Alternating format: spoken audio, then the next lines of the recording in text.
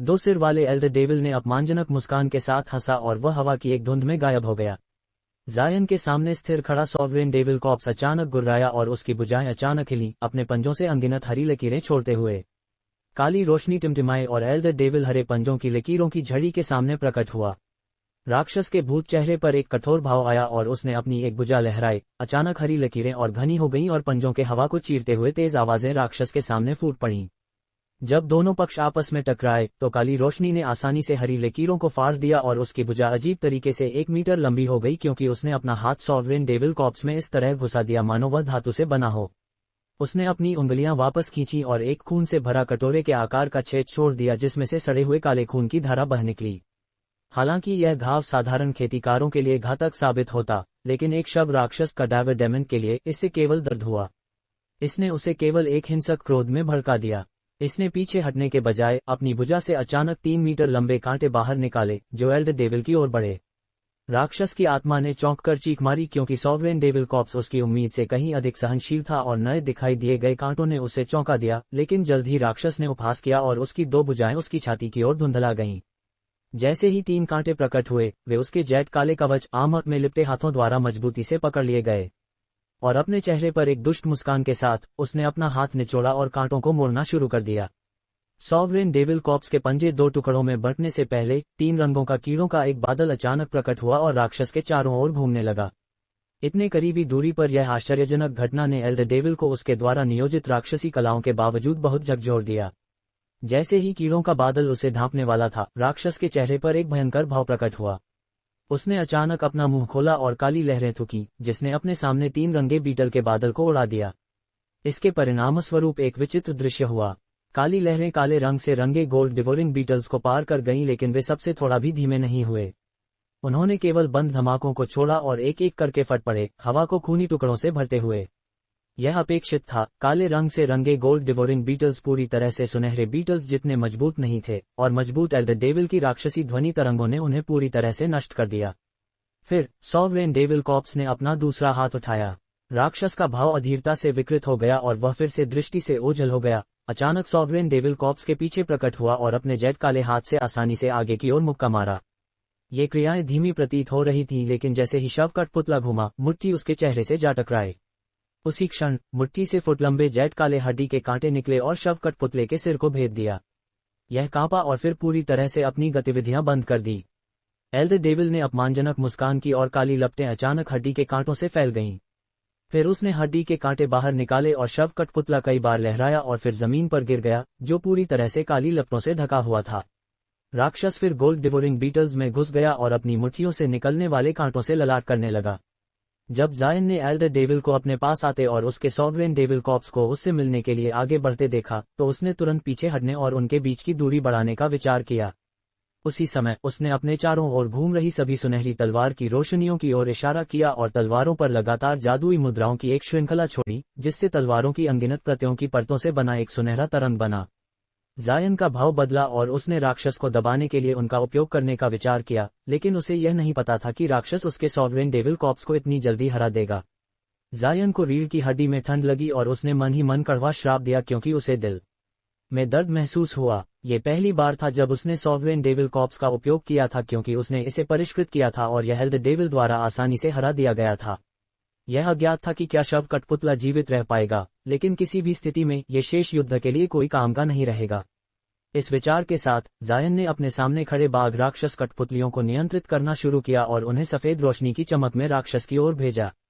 जहां तक विशाल कछुओं की कठपुतलियों का सवाल था, वे जायन के पास रहे और अपने मुंह से बर्फ गुंड वाली प्रकाश किरणें छोड़ते रहे। जहां तक जायन के सिर के ऊपर तलवार के धब्बे का सवाल था, वे सभी गड़गड़ाते हुए एल्डर डेविल को घेरने के लिए चले गए। राक्षस ने ये देखकर ठंडी सिनकनी भरी और उसने अपनी चारों भुजाएं लहराईं, अपनी मुट्ठियों और कोहनियों से अलग अलग आकार के हड्डी के कांटे बाहर निकाले। कुछ टेढ़े थे और कुछ सीधे, लेकिन वे सभी एक ठंडी अशुभ रोशनी के साथ चमक रहे थे, मानो वे अविश्वसनीय रूप से तेज थे। बाघ राक्षस कठपुतलियों के पास पहुंचने से पहले ही राक्षस एक धुंध में गायब हो गया। अपने लक्ष्य को दृष्टि से खो देने के कारण वह अपने हमले जारी रखने में असमर्थ रहा। उसी क्षण काली रोशनी चमकी और राक्षस बाघ राक्षस कठपुतलियों में से एक के ठीक पीछे प्रकट हुआ। राक्षस ने अपनी चारों भुजाएं आसानी से लहराईं। फिर कठपुतला काली रोशनी के साथ चमका और तुरंत कचरे के ढेर में ढह गया। उसकी आकृति धुंधला गई और राक्षस फिर से गायब हो गया।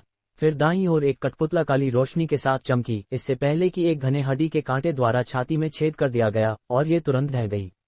जायन ने ये गुस्से और अलार्म के साथ देखा और उसने सुनहरी तलवार की लकीरों को राक्षस का पीछा करने का आदेश दिया। हालांकि राक्षस फिर से गायब हो गया और एक क्षण बाद वह एक अनपेक्षित क्षेत्र में प्रकट हुआ। मजबूत एल्डर डेविल की संयुक्त छिपाव और गतिविधि तकनीकें निर्बाध थीं, और हर पुनः प्रकट होने के साथ एक और बाघ राक्षस कठपुतला ढह गई। वे उसे थोड़ा भी नहीं रोक सके। जायन हमेशा इस बात पर गर्व करता था कि वह अपनी मुलाकात करने वाले अधिकांश खेतीकारों की तुलना में बहुत मजबूत है, लेकिन अब जब उसने एल्डर डेविल की क्षमताओं को देखा तो उसे अपना खून ठंडा महसूस हुआ। उसकी सभी पिछली लड़ाइयां उस दुश्मन की तुलना में कुछ भी नहीं थी जिसका वह अभी सामना कर रहा था। ब्राइटसाइड स्पिरिट आंखों का पूरा उपयोग करने के बावजूद वह राक्षस पर नजर नहीं रख पा रहा था। जैसे ही उसके मन में डर बना रहा, एल्डर डेविल ने अंततः आखिरी बाघ राक्षस कठपुतले तक अपना रास्ता बनाया और कठपुतले की गर्दन से अपनी भुजा वापस खींच ली। फिर उसने अपनी नजरें जायन पर टिका दी। उसकी बर्फीली नजरों के कारण जायन के बाल खड़े हो गए। नेसेंट सोल बनाने के बाद से उसने अभी तक इतना अशांत महसूस नहीं किया था। जायन ने एक गहरी सांस ली और शांत रहने का पूरा प्रयास किया। ऐसा लग रहा था कि एल्डर डेविल की अजीब टेलीपोर्टेशन जैसी गति के साथ और एक तलवार गठन और एक स्वॉर्ड फॉर्मेशन को बिछाना काफी मुश्किल होगा। ऐसा लग रहा था कि उसे अपने लिए समय खरीदने के लिए किसी अन्य विधि का उपयोग करना होगा। इस विचार के साथ जायन ने तलवार क्यू की लहर की ओर इशारा किया और स्पष्ट घंटियों की एक श्रृंखला में इसे अपने सिर के ऊपर वापस आने का आदेश दिया। तलवार की रोशनी से बना सुनहरा तरंग फिर जायन को अपने भीतर समाहित कर लिया। जल्द ही जायन ने एक मंत्र मुद्रा बनाई और उसके शरीर से गरज की आवाजें फूट पड़ीं। बिजली के घने चाप उसके शरीर से निकले और उसके शरीर पर बिजली के कपड़े बनाने के लिए बुनने लगे। वे एक चौंधियाने वाले प्रदर्शन में लगातार सुनहरी रोशनी के साथ टिमटिमाते रहे। उसी समय उसने अपना मुंह खोला और चमकती हुई बैंगनी रोशनी की एक गेंद बाहर निकाली। एक फटने के साथ गेंद से बैंगनी लपटें फैल गईं और एक तेज चिल्लाहट सुनाई दी। प्रकाश की गेंद 1 फुट लंबे बैंगनी लपटों के पक्षी में बदल गई। यह जायन के चारों ओर लगातार फड़फड़ाता रहा, उसके चारों ओर एक शानदार प्रदर्शन में टिमटिमाती हुई बैंगनी अंगारों को छोड़ते हुए। ये बैंगनी शीर्ष लपटें पर्पल एपेक्स फ्लेम्स थीं जिन्हें जायन ने अभी तक परिष्कृत किया था। जायन की कार्रवाई की श्रृंखला ने एल्डर डेविल का ध्यान आकर्षित किया। राक्षस के भूत चेहरे पर एक शत्रुतापूर्ण भाव प्रकट हुआ और वह एक क्षण के लिए स्थिर रहा, मानो वह ये जांच रहा हो कि जायन क्या कर रहा है, इससे पहले कि वह एक और अचानक हमला लॉन्च करे। जायन ने भावशून्य भाव से राक्षस के बहने की मुद्रा की ओर देखा और अपना हाथ पलटकर अपने हाथ में एक छोटी लाल तलवार बुलाई। ये केवल कई इंच लंबी थी, लेकिन इसका शरीर पारदर्शी लाल था और खून के रंग से चमक रहा था। काली क्यू का एक धागा भी तलवार के चारों ओर घूम रहा था। ये ब्लड डेविल स्वॉर्ड था जिसे जायन ने काव्यानयन नानगोंगवान की सीनियर मार्शल सिस्टर से प्राप्त किया था। छोटी लाल तलवार जायन के सामने प्रकट हुई और उसके द्वारा उपयोग किए जाने से पहले ही कांपने लगी, हवा में खून की गंध छोड़ते हुए। जायन को पता था कि इस तलवार का लापरवाही से उपयोग करने से परिणाम भुगतना पड़ेगा, लेकिन वह जीवन और मृत्यु के कगार पर था। उसने छोटी तलवार पर रक्तसार ब्लड एसेंस की धुंध थूकी और यह शानदार ढंग से चमकी, लगभग 1 फुट लंबी होकर हवा में तैरने लगी। जायन ने गंभीरता से तलवार का हत्था पकड़ा और उसे देखा। अचानक अपने शरीर की बड़ी मात्रा में सच्ची ऊर्जा ट्रू एसेंस को तलवार में बहते हुए महसूस किया। उसने अलार्म में जल्दी से छोड़ दिया और तलवार से संबंध तोड़ लिया, तलवार की दुष्ट प्रकृति से आशंका महसूस करते हुए। अपने आप को संयत करने के बाद जायन ने तलवार को फिर से पकड़ा और अपने सामने एल्डर डेविल की ओर देखा। एल्डर डेविल के चेहरे पर आश्चर्य का भाव आया जब उसने ब्लड डेविल स्वॉर्ड को देखा और उसकी नजर उस पर केंद्रित हो गई। जायन हैरान रह गया जब उसने एल्डर डेविल का भाव देखा। एक क्षण के विचार के बाद एल्डर डेविल ने पुष्टि की कि तलवार क्या थी और उसके चेहरे पर खुशी का भाव आया। उसने कहा, बहुत अच्छा, मुझे नहीं पता था कि हम अपने क्षेत्र के पवित्र उपकरण सेक्रेड टूल्स यहाँ छोड़ गए थे। अगर आप वह पवित्र उपकरण मुझे सौंपने के लिए सहमत हो जाते हैं तो मैं आपकी जान बचा लूंगा और आपको जाने दूंगा। हैरान होकर जायन ने त्वरा से कुर्री और पूछा, पवित्र उपकरण? क्या यह एल्डर डेविल क्षेत्र का एक जादुई उपकरण है? एल्डर डेविल ने सिनकनी भरी और उसे घूरा, एक बर्फीले स्वर में बोला, पवित्र क्षेत्र के मामले आपसे संबंधित नहीं हैं। मैं बस पूछ रहा हूं कि आप सहमत हैं या नहीं। अगर आप एक मानव खेतीकार होते तो अपनी जान बचाने के लिए सहमत होने में कोई हर्ज नहीं था, लेकिन आप हे जायन ने फिर एक उपहासपूर्ण भाव दिखाया। जब एल्डर डेविल ने यह सुना तो वह आश्चर्य से अपनी आंखें सिकुड़कर देखा, क्योंकि जायन ने न तो क्रोध और न ही गुस्से का कोई संकेत दिखाया। उसने जायन के सामने घूम रही तलवारों की धुंध, बैंगनी लौ के पक्षी और ब्लड डेविल स्वॉर्ड को कई बार निहारा और फिर वह उदासी से जायन को घूरने लगा। जायन चुपचाप उसकी घूरने का जवाब दिया और उसकी पीठ से थंडरस्टॉर्म विंग्स धीरे धीरे खुलने लगी क्योंकि उसके शरीर में जादुई शक्ति मैजिक पावर तेजी से घूमने लगी। उसी क्षण दूरी में एक विशाल विस्फोट की आवाज सुनाई दी और दोनों अनजाने में उस ओर ध्यान देने लगे। उन्होंने एक चमकदार रोशनी देखी। कई विभिन्न रंगों की रोशनी की गेंदें काली रोशनी की बाधा ब्लैक लाइट बैरियर से टकरा रही थीं और एक पल में उसे भंग कर दिया, जिससे एक छल्ला, एक छोटी तलवार और एक जादुई झंडा प्रकट हुआ। राक्षस के 3 राक्षसीकृत खजाने। हालांकि उनकी राक्षसी रोशनी पतली पड़ गई थी और ऐसा लग रहा था मानो उन्हें भारी नुकसान पहुंचा था। चूंकि एल्डर डेविल पूरी तरह से जायन पर केंद्रित था, उसने सीनियर मार्शल ब्रदर चेंग के दल को पूरी तरह से नजरअंदाज कर दिया था। हालांकि ये तीनों खेतीकार प्रारंभिक नेसेंट सोल चरण के थे, लेकिन उनके पास बहुत अधिक युद्ध अनुभव था और उन्होंने अपने खजानों को रोके हुए प्रतिबंधों को तोड़ने के लिए अपनी गुप्त तकनीकों का उपयोग किया। लेकिन जब उन्होंने एल्डर डेविल की अभी की अजीब घुमावदार गतिविधियों को देखा तो उनका दिल कांप उठा। जायन के पास जाकर मदद करने की पहल करने के बजाय उन्होंने बस अपने खजानों को दूर से राक्षस पर हमला करने का निर्देश दिया, उम्मीद में कि इससे ध्यान भटकेगा। लेकिन तीनों यह अच्छी तरह से समझते थे कि उससे निपटने में मुख्य शक्ति जायन ही होगा। अगर जायन गिर गया तो तीनों बेबस हो जाएंगे। जायन इस समय उन तीनों की मदद करने में सक्षम होने पर प्रसन्न था। ये बहुत अच्छा होता अगर उन्होंने उसे ओरिएट तलवार गठन और एट स्वॉर्ड फॉर्मेशन बिछाने के लिए पर्याप्त समय दिया। इस विचार के साथ जायन ने एक बार फिर एल्डर डेविल की ओर देखा और देखा कि खजाने उसकी ओर बढ़ते ही उसने जायन को फिर से देखा। भूत वाले सिर की आंखें चमकी और वह अपमानजनक मुस्कान बनाकर बाद की छवियों आफ्टर इमेजेस की एक श्रृंखला में गायब हो गया। जायन का दिल हिल गया और उसने जल्दी से अपनी ब्राइट साइड स्पिरिट आंखों ब्राइट साइड स्पिरिट आइज से अपने चारों ओर निरीक्षण किया। उसने जो देखा उससे वह चौंक गया। बुरा है, सावधान! जायन ने चिल्लाकर तुरंत अपने विशाल कछुआ कठपुतलियों को आदेश दिया कि वे सीनियर मार्शल ब्रदर चेंग के दल के पास नीली रोशनी की किरणें लगातार छोड़ें। तीनों खेतीकार भयभीत हो गए और जब उन्हें एहसास हुआ कि एल्डर डेविल ने अस्थायी रूप से जायन के साथ लड़ाई छोड़ दी है और उनकी ओर बढ़ रहा है, तो वे कड़वा श्राप देने के लिए मजबूर हो गए। जायन द्वारा प्रदर्शित कई चालों को देखने के बाद, विशेष रूप से blood devil sword, Elder devil को लगा कि वह थोड़े समय में जायन को हराने में सक्षम नहीं होगा। चूंकि अन्य 3 खेतीकारों की परेशानी चीजों को और अधिक कठिन बना देगी, उसने रास्ता बदलने और अपने मुख्य प्रतिद्वंद्वी से निपटने से पहले छोटी बाधा को खत्म करने का फैसला किया। 3 नेसेंट सोल खेतीकारों के चारों ओर रोशनी की मोटी 10 से अधिक किरणें फूट पड़ी, हवा को ठंडी बर्फीली क्यू से भरते हुए। 3 खेतीकारों के 30 मीटर पास एक काली आकृति चमकी और फिर एल्डर डेविल प्रकट हुआ। हालांकि खेतीकारों ने पहले से तैयारी की थी, फिर भी उनकी असामान्य गति को देखकर उनका आत्मविश्वास कम हो गया। सौभाग्य से तीनों ने बड़े कौशल के साथ कार्य किया। सीनियर मार्शल ब्रदर चेंग और दूसरे बूढ़े आदमी ने अपनी भुजाएं उठाईं और एक आग लाल लोमड़ी और एक बड़ा ताबीज बुलाया। जहां तक दाओइस्ट हेवन क्रिस्टल का सवाल था, उसने मंत्र मुद्रा में हाथ जोड़े और उसकी 2 दुष्ट कठपुतलियां समूह की बाधा से धुंध में बाहर निकल गईं। ताबीज की सुरक्षा में लाल लोमड़ी भी उनके साथ आगे बढ़ी।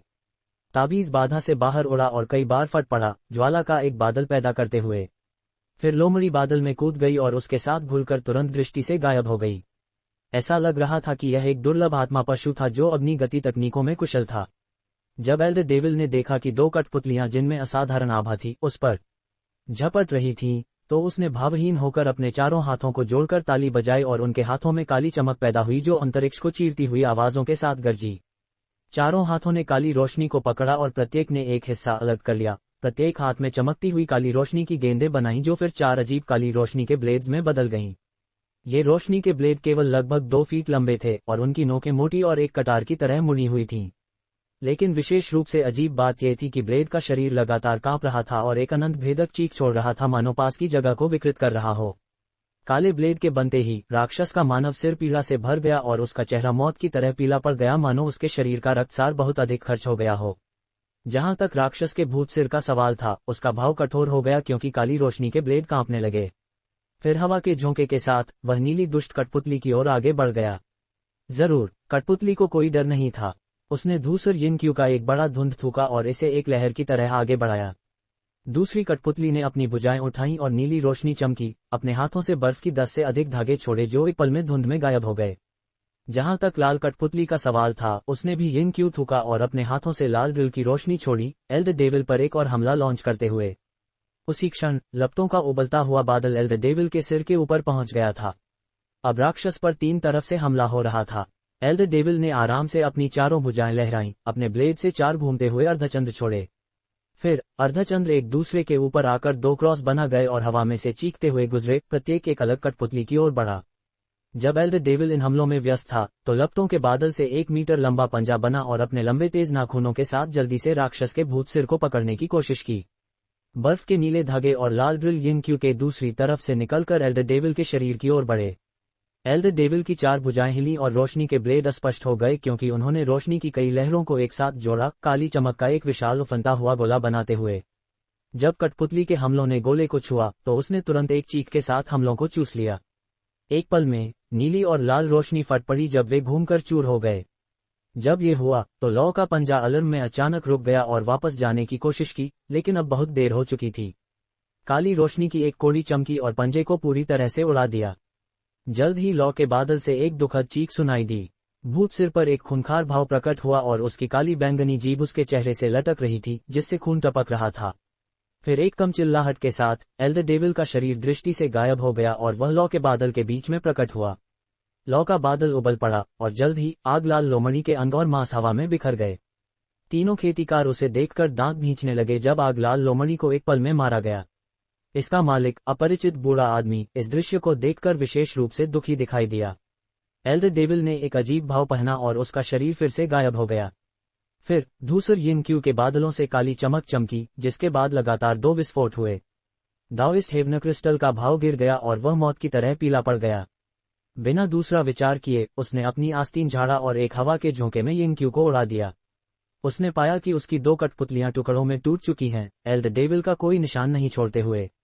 उसी क्षण तीनों के पास अपने नुकसान पर शोक करने का समय नहीं था और वे केवल आतंक से चारों ओर देख सकते थे। उन सभी ने अपने भंडार पाउच से अतिरिक्त खजाने निकाले और खुद को तैयार किया। उन्होंने पास में अंतरिक्षीय आंदोलन की एक श्रृंखला सुनी जहां एक काला 100 मीटर ऊंचा पहाड़ प्रकट हुआ, जायन का 1000 माउंटेन। फिर वह भयंकरता से नीचे गिर गया। ये देखकर कि स्थिति नाजुक हो गई है, उसने उन्हें अस्थायी सहायता प्रदान करने के लिए उनके पास बुलाया। पहाड़ नीचे की जमीन पर गिरने से पहले उसके नीचे काली रोशनी की एक चमक प्रकट हुई, जिसमें एक बर्फीला भाव पहने एल्डर डेविल प्रकट हुआ। उसने चारों हाथ आकाश की ओर उठाए और रोशनी के 4 ब्लेड एक गेंद में संघनित होकर 3 मीटर ऊंचे काले ब्लेड का रूप धारण किया, जिसका किनारा गरज के साथ गरज रहा था। ब्लेड को दोनों हाथों से पकड़कर उसने पहाड़ के नीचे की ओर काटा और काले ब्लेड से एक पतली काली अर्धचंद्र रोशनी चुपचाप निकली। पहाड़ के निचले हिस्से में चकाचौंध भरी रोशनी फूट पड़ी और पूरा पहाड़ हिलने लगा। एक चिकना और चमकदार दरार उसके केंद्र में दिखाई देने लगी। दरार धीरे धीरे ऊपर की ओर फैलती गई जब तक कि पूरा पहाड़ 2 हिस्सों में नहीं बट गया। दोनों हिस्से फिर अपने निशान से गिर गए। एल्डर डेविल वहीं नहीं रुका। उसने खेतीकारों के बहुस्तरीय बाधा की ओर शत्रुतापूर्ण भाव से देखा और अपना विशाल काला ब्लेड उठाया। उसने इसे लहराया और एक और पतली काली अर्धचंद्र छोड़ी। तीनों खेतीकार पूरी तरह से पीले पड़ गए और आतंक की एक नजर के साथ एक दूसरे की ओर देखा। ये स्पष्ट था कि बाधा इतने शक्तिशाली हमले को सहन नहीं कर पाएगी। उनके शरीर रोशनी से चमकने लगे और वे अलग अलग दिशाओं में भाग गए, बाधा को पीछे छोड़ते हुए। सीनियर मार्शल ब्रदर चेंग सीधे जायन की ओर उड़ गए। जहां तक दाओइस्ट हेवन क्रिस्टल और दूसरे बूढ़े आदमी का सवाल था, वे वेई हुआ की ओर उड़ गए। बुरा है, एल्डर डेविल की भयावह गति को देखते हुए जायन को पता था कि चीजें अच्छी नहीं होंगी। लेकिन चूंकि वह वर्तमान में ओरिएट तलवार गठन को बिछाने के अंतिम चरणों को पूरा करने के लिए इस अवसर का उपयोग कर रहा था, वह व्यक्तिगत रूप से उन्हें बचाने में सक्षम नहीं था। जैसे ही उसने अपने चारों ओर जादुई मुद्राओं की एक सिरिंज छोड़ी, वह केवल अपने दर्जन भर कछुआ कठपुतलियों को आदेश दे सका कि वे अपनी पीठ से बर्फ के कांटे छोड़ें। वे एल्डर डेविल को घायल करने में सक्षम नहीं होंगे, लेकिन वे उसके रास्ते में बाधा डालने और 3 खेतीकारों को भागने का अवसर देने में सक्षम होंगे। काली अर्धचंद्र रोशनी बहुस्तरीय बाधा को ऐसे ही काटती हुई गई मानो वह घास काट रही हो, जिसके परिणामस्वरूप बाधा धूल के कणों में फट गई। जब एल्डर डेविल ने देखा कि तीनों बाधा से भाग रहे हैं, तो उसने उन्हें उपहासपूर्ण उपेक्षा के साथ देखा। जैसे ही जायन के कछुआ कठपुतलियों द्वारा छोड़े गए हजारों बर्फ के कांटे आसपास के क्षेत्र में बरसे, एल्डर डेविल ने अपने हाथों को धुंध में घुमाते हुए विशाल ब्लेड को झटका, चमकती हुई रोशनी की एक और गेंद बनाई और इसे 2-3 मीटर लंबे काले भालों में विभाजित कर दिया। उसने लगातार उन्हें हवा में फेंका, एक को अपरिचित बूढ़े आदमी की ओर भेजा जबकि दूसरे को सीनियर मार्शल ब्रदर चेंग की ओर। जल्द ही जायन के कछुआ कठपुतलियों ने आसपास के क्षेत्र पर 1000 से अधिक बर्फ के कांटे बरसा दिए। लेकिन एक तेज चीख के साथ दोनों काले भाले बिना किसी निशान के गायब हो गए। एल्डर डेविल का शरीर धुंधला गया और 70 मीटर दूर फिर से प्रकट हुआ, तुरंत बर्फ के कांटों की सीमा से बाहर निकल गया। उसी क्षण अपरिचित बूढ़े आदमी ने अपने पीछे से एक चीख सुनी और उसका दिल जम गया। बिना दूसरा विचार किए उसने अपने रिजर्व में रखा एक चांदी का अष्टकोणीय पदक सिल्वर ऑक्टेगन मेडालियन बाहर निकाला और अपने चारों ओर चांदी की रोशनी की एक बाधा बनाई। ऐसा करने के बाद उसने खुद को थोड़ा सुरक्षित महसूस किया और जल्दी से अपना सिर मुड़कर देखा कि वहां कुछ भी नहीं था। अपरिचित बूढ़े आदमी ने खाली दृश्य को देखा। इससे पहले कि वह समझ पाता कि क्या हो रहा है, उसके ठीक बगल में एक चीख सुनाई दी। जैसे ही काली रोशनी चमकी, काला भाला अचानक बाधा से टकरा गया। काली और चांदी की चमक क्षण भर के लिए एक दूसरे में उलझ गई और काला भाला विकृत होकर बाधा को भेदता हुआ अपरिचित बूढ़े आदमी के पेट में धंस गया।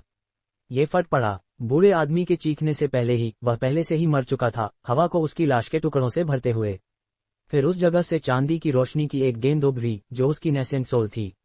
वह जो हुआ था उस पर पूरी तरह से विश्वास नहीं कर पा रही थी। उसी देरी के क्षण में विस्फोट से बची हुई काली रोशनी के धागे एक जाल में संघनित हो गए और तुरंत नेसेंट सोल को पकड़ लिया। नेसेंट सोल पर आतंक का भाव छाया और उसने जल्दी से एक मंत्र मुद्रा बनाई। ये चांदी की रोशनी के साथ तेजी से चमकी और तात्कालिक गति इंस्टेंट मूवमेंट के प्रदर्शन में गायब हो गई। लेकिन जैसे ही नेसेंट सोल फिर से प्रकट हुई, वह जाल में फंस गई और जाल ने कसकर सिकोड़ लिया। जल्दी से नेसेंट सोल को काली रोशनी की एक गेंद में लटका दिया। जहां तक दूसरे काले भाले का सवाल था, वह उसी क्षण सीनियर मार्शल ब्रदर चेंग की पीठ पर पहुंच गया था। चूंकि सीनियर मार्शल ब्रदर चेंग ने ड्रीमक्लाउड पहाड़ों में अपनी आखिरी लड़ाई से अपनी शक्ति को अभी तक वापस नहीं पाया था, वह इस अजीब हमले से निपटने में और भी कम सक्षम था। वह केवल अपने दिल में शाप दे सकता था और भागने के लिए अपनी नेसेंट सोल को सामने लाने की तैयारी कर रहा था। लेकिन उसी क्षण सीनियर मार्शल ब्रदर चेंग के पीछे एक अंतरिक्षीय उतार चढ़ाव प्रकट हुआ और 3 मीटर लंबी लाल तलवार की रोशनी क्रिम्सन स्वर्ड लाइट काले भाले के रास्ते में शूट हो गई। तलवार की रोशनी खूनी लाल थी और एक दुष्ट क्यू से भरी हुई थी। लाल तलवार की रोशनी ने काले भाले पर प्रहार किया, उसे रोक दिया, जबकि काली और लाल रोशनी टकराव में उलझ गई। फिर वे एक हिंसक विस्फोट में गायब हो गए। सीनियर मार्शल ब्रदर चेंग ने फिर खुशी के साथ जायन की ओर उड़ान भरी। मौत की तरह पीले चेहरे के साथ जायन ने ब्लड डेविल स्वॉर्ड को नीचे किया और अपने सीनियर मार्शल ब्रदर को एक मजबूरी की मुस्कान दी। सीनियर मार्शल ब्रदर चेंग ने स्पष्ट आभार प्रकट किया और अपनी पूरी गति के साथ जायन के पास पहुंच गया। दुर्भाग्य से दाओइस्ट हेवन क्रिस्टल के लिए उसे बचाने वाला कोई नहीं था। जब उसने देखा कि अपरिचित बूढ़े आदमी की नेसेंट सोल पास ही में फंस गई है, तो वह पीला पड़ गया और भी अधिक गति इकट्ठा की। लेकिन उसी क्षण दो सिर वाला एल्डर डेविल एक धुंध में प्रकट हुआ। दाओइस्ट हेवन क्रिस्टल का दिल धंस गया और उसने तुरंत एक छोटी क्रिस्टल तलवार थूकी। एक जादुई मुद्रा के आदेश के तहत तलवार चमकदार सफेद तलवार की रोशनी की एक झड़ी में बदल गई। जैसे ही तलवार की रोशनियां उसके पास पहुंची, एल्डर डेविल का शरीर अजीब ढंग से मुड़ा और दृष्टि से गायब हो गया। दाओइस्ट हेवन क्रिस्टल का दिल डूब गया और उसका शरीर रोशनी से चमकने लगा, भागने का इरादा रखते हुए। लेकिन जैसे ही वह हिलने लगा, उसकी रक्षा करने वाली रोशनी की बाधा बहुत अधिक कांपने लगी और उसमें से बंद धमाकों की आवाज गूंजी। उसी क्षण उसने अपने शरीर में जादुई शक्ति पर नियंत्रण खो दिया और अचानक रुक गया। बुरा है, दाओइस्ट हेवन क्रिस्टल के चेहरे पर आतंक छा गया। उसकी सुरक्षात्मक बाधा फट पड़ी। उसके बाद एक जेट काला पंजा उसके पेट में प्रवेश कर गया, उसकी डांटियन डैंशंट से नेसेंट सोल को बाहर निकालते हुए, इससे पहले कि वह सामने आ सके। एल्डर डेविल ने अपनी भुजा दाओइस्ट हेवन क्रिस्टल की लटकती हुई लाश से वापस खींची और एक क्षण बाद वह एक काली राक्षसी लौ द्वारा राख में जल गई। दाओइस्ट हेवन क्रिस्टल की नेसेंट सोल पूरी तरह से डर से कांप रही थी, लेकिन जब एल्डर डेविल ने अपनी पकड़ ढीली कर दी तो उसे भागने का मौका मिला। उसी क्षण नेसेंट सोल ने खुशी महसूस की और बिना दूसरा विचार किए वह सफेद रोशनी के साथ चमकी 30 मीटर से अधिक दूर तात्कालिक गति से भागने वाली थी। लेकिन इससे पहले कि वह तात्कालिक गति को पूरा कर पाती, एल्डर डेविल के भूत सिर ने उपहास किया और अपना मुंह खोला। एक बैंगनी धुंध बाहर निकली और नेसेंट सोल के शरीर में घुस गई, जो भूत सिर की जीभ थी। इसने दाओइस्ट हेवन क्रिस्टल की नेसेंट सोल को अपने खुले हुए मुंह में खींच लिया। उसने कई बार चबाया और भूत सिर के चेहरे पर काली रोशनी के साथ संतुष्टि का भाव प्रकट हुआ। इसके बाद उसने पास ही में फंसी हुई नेसेंट सोल की ओर इशारा किया और वह भी उसके मुंह में चली गई। इन दो नेसेंट सोल को निगलने के साथ उसने अपनी आत्मा की शक्ति में भारी वृद्धि महसूस की। फिर उसने शांति से मुड़कर जायन और सीनियर मार्शल ब्रदर चेंग की ओर देखा। उसने एक झटके के साथ अपनी लंबी जीभ वापस ली और अपने चेहरे पर भूख प्रकट की। जब सीनियर मार्शल ब्रदर चेंग ने देखा कि दाओइस्ट हेवन क्रिस्टल और उसके अच्छे दोस्त को एल्डर डेविल ने निगल लिया है, तो डर के मारे उसका चेहरा विकृत हो गया। वह अच्छी तरह से जानता था कि अगर वह जायन की दिशा में नहीं उड़ा होता और अगर जायन ने उसकी मदद के लिए कार्रवाई नहीं की होती, तो उसका भी यही हाल होता।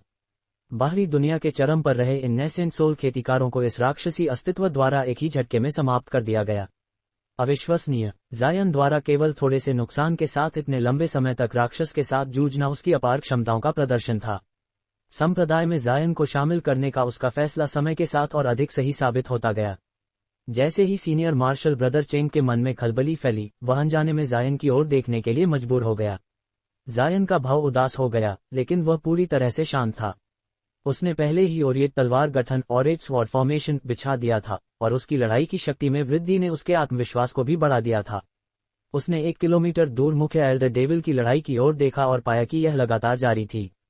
उसने एक पिचकाली राक्षसी लौ देखी जो 1 किलोमीटर चौड़ी थी और वेईवुया के हरे बादल को घेरे हुए थी, धीरे धीरे इसे शोधित और कमजोर कर रही थी। जहर का बादल जो मूल रूप से 50 मीटर चौड़ा था, अब अपने आकार का केवल 1/3 रह गया था और गिरने के कगार पर था। एंसेस्ट्रल लिंगहू और सफेद वस्त्रधारी महिला अभी के लिए हरे बादल के अंदर सुरक्षित थे, लेकिन उन्हें राक्षसी लपटों का विरोध करने के लिए अपने खजानों का अधिकतम उपयोग करने के लिए मजबूर होना पड़ा। जायन ने मन ही मन एक आह भरी। उसे पता था कि वेईवुया और अन्य लोग ज्यादा देर तक नहीं टिक पाएंगे। हालांकि वह उन्हें विचार में लेने का जोखिम नहीं उठा सकता था। वह अपने सामने खड़े 2 सिर वाले एल्डर डेविल से निपटने पर ध्यान केंद्रित करने के लिए मजबूर था। उसे देखना होगा कि क्या वह पहले ओरिएट गठन का उपयोग करके उसे मारने में सक्षम है। उसी क्षण 2 सिर वाला एल्डर डेविल उसकी ओर शांति से उड़ने लगा। जायन ने आंखें सिकुड़ी और बिना कुछ बोले अपना हाथ उठाया, एक जैद ताबीज जेड टैलिस्मन छोड़ते हुए। रोशनी की एक चमक में एक काला भूत हाथ प्रकट हुआ और आने वाले एल्डर डेविल को पकड़ने के लिए चला गया। उसी क्षण जायन ने अपनी आस्तीन झाड़ी और कई दर्जन नीली उड़ने वाली तलवारें बुलाईं।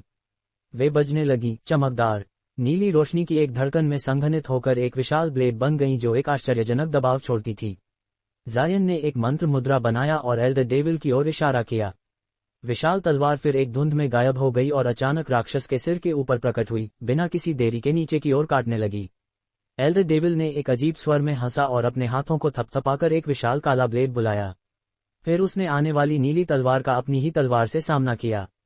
जब एल्डर डेविल ने नीली तलवार को देखा तो उसने तुरंत पहचाना कि यह जायन की बंधी हुई जादुई खजानों में से एक था और उसे तोड़ने का इरादा किया, जायन की आत्मा को विकलांग करने के लिए। जहां तक भूत हाथ का सवाल था, राक्षस ने अपमानजनक ढंग से अपना एक हाथ उठाया और उस पर राक्षसी क्यू की एक धारा छोड़ी, इसे तुरंत बांध दिया और थोड़ा भी हिलने से रोक दिया। भूत हाथ ने राक्षसी क्यू को फाड़ने की कोशिश की, लेकिन यह व्यर्थ था। राक्षसी क्यू कीड़ों की तरह थी, जब भी यह टूटता ये फिर से और मजबूत होकर बनता। फिर काला ब्लेड और नीली तलवार ने संपर्क किया, जिसके परिणामस्वरूप एक बहरे कर देने वाला विस्फोट हुआ। काली और नीली चमक ने चकाचौंध भरे टकराव में एक दूसरे का सामना किया। काले ब्लेड ने बंद रूप से गुर्राया और विकृत और लहरदार होने लगा। जहां तक नीली तलवार का सवाल था, धीरे धीरे पीछे धकेला जा रहा था, लेकिन यह अभी भी बिना किसी नुकसान के बिल्कुल सही स्थिति में थी। 2 सिर वाले एल्डर डेविल ने ब्लेड की ओर देखने के लिए अपने सिर उठाए और दोनों ही चौंक गए। हालांकि जायन ने इन बांस cloud swarm swords, bamboo cloud swarm swords को महत्वपूर्ण समय के लिए नहीं तपाया था और न ही उसने उनमें कोई ऑरिक एसेंस डाला था, लेकिन उसने उन्हें रिफाइंड क्रिस्टल के साथ शोधित किया था। उनकी मजबूती और स्थायित्व को सामान्य जादुई खजानों से कहीं अधिक बढ़ा दिया था। उनकी थोड़ी कमजोर ताकत के बावजूद इस दुनिया में ऐसी कम चीजें थीं जो उन्हें तोड़ने में सक्षम थीं। परिणामस्वरूप, चाहे राक्षसी क्यू ने ब्लेड को कैसे भी हिलाया या कोई भी रूप लिया, ऐसी शक्ति का आह्वान करते हुए जो सबसे बड़े ब्लेड को तोड़ सके, ये संयुक्त बांस क्लाउड स्वार्म स्वॉर्ड्स को तोड़ने में असमर्थ था। उस विलंब के क्षण में नीली तलवार अचानक गरज के साथ बजी और उसमें से बिजली की अनगिनत सुनहरी चापें निकलीं। जब उन्होंने काले ब्लेड के साथ संपर्क किया तो काला ब्लेड जल्दी से ढह गया। किसी भी चीज के बिना बिजली से ढकी विशाल तलवार एल्डर डेविल के सिर पर भयंकर झपट्टा मारते हुए नीचे की ओर काटने लगी। एल्डर डेविल को उम्मीद नहीं थी कि वह विशाल तलवार गोल्डन लाइटनिंग बैम्बू से बनी थी। अपनी चौंक में वह जल्दी से भाग गया। काली रोशनी की एक चमक में वह 30 मीटर से अधिक दूर प्रकट हुआ और संघनित बांस क्लाउड स्वार्म स्वॉर्ड अपने निशान से चूक गया। राक्षस रुक गया और उसका भाव अचानक उदास हो गया। उसने अपने 4 हाथों को एक साथ थपथपाया और काली चमक की 2 गेंदों को संघनित किया। काली रोशनी टिमटिमाई और 2 रोशनी की गेंदें 2 गूंजते हुए काले भालों में बदल गईं। राक्षस ने अपने दांत पीसकर काले भालों पर रक्त सार ब्लड एसेंस के 2 बादल थूके। वे अचानक कांपने लगे और रक्त लाल हो गए। ऐसा करने के बाद राक्षस के दोनों सिर कुछ थके हुए दिखाई दिए, मानो उन्होंने बड़ी मात्रा में शक्ति की खपत कर ली हो। उसी क्षण विशाल नीली तलवार राक्षस के भूत सिर के ऊपर फिर से प्रकट हुई और बिना किसी हिचकिचाहट के नीचे काटने लगी। एल्डर डेविल ने अपनी भुजाएं उठाईं और काटती हुई तलवार की ओर दोनों रक्तलाल भालों को लॉन्च किया। दो बहरे कर देने वाले धमाकों की आवाज सुनाई दी जब क्रिम्सन चमक और सुनहरी बिजली एक दूसरे में उलझ गई। भालों ने विशाल तलवार और उसकी डिवाइन डेविलबेन लाइटनिंग के खिलाफ मजबूती से टिके रहा। जल्द ही विशाल तलवार ने एक लंबी चीख छोड़ी और जैसे ही उसे 10 मीटर से अधिक पीछे धकेला गया, वह कई बार घूमकर दूर हट गई। तलवार से रोशनी बेतहाशा टिमटिमाई और यह बहुत मध्यम हो गई। तलवार के साथ अपने संबंध के कारण जायन का चेहरा खून से लाल हो गया और दूसरे क्षण पीला पड़ गया, फिर जल्द ही वापस सामान्य हो गया। तलवार की आध्यात्मिक प्रकृति को नुकसान पहुंचा था और परिणामस्वरूप उसकी आत्मा को भी इस नुकसान का सामना करना पड़ा। सौभाग्य से उसकी आत्मा अत्यधिक शक्तिशाली थी और इस स्तर का नुकसान उसे प्रभावित करने के लिए पर्याप्त नहीं था। हालांकि जायन ने इसे जारी रहने की हिम्मत नहीं की और उसने विशाल तलवार की ओर इशारा किया। एक गूंजती हुई ध्वनि के साथ यह नीली लकीरों के कई दर्जन रूप में बदल गई और उसके शरीर की ओर वापस उड़ गई। तलवारों को वापस उड़ते हुए देखकर राक्षस ने कठोरता से चिल्लाया, भाग रहे हो? वे तलवारें यहीं रहेंगी। फिर उसने क्रिम्सन भालों की ओर इशारा किया और रोशनी की एक चमक में क्रिम्सन भाले 2 क्रिम्सन हाथों में बदल गए। उन्होंने अपने पीछे हवा को चीखते हुए तलवारों का जल्दी से पीछा किया। चूंकि उसने जायन को इतने सारे गोल्डन लाइटनिंग बांस के जादुई खजाने लापरवाही से जारी करते हुए देखा था, वह स्वाभाविक रूप से जायन को उन्हें आसानी से वापस लेने की अनुमति नहीं दे सकता था। फिर वह घूमा और राक्षसी क्यू के एक बड़े बादल से अपने आप को घेर लिया, इससे पहले कि करीब से उनका पीछा करते हुए शूट किया।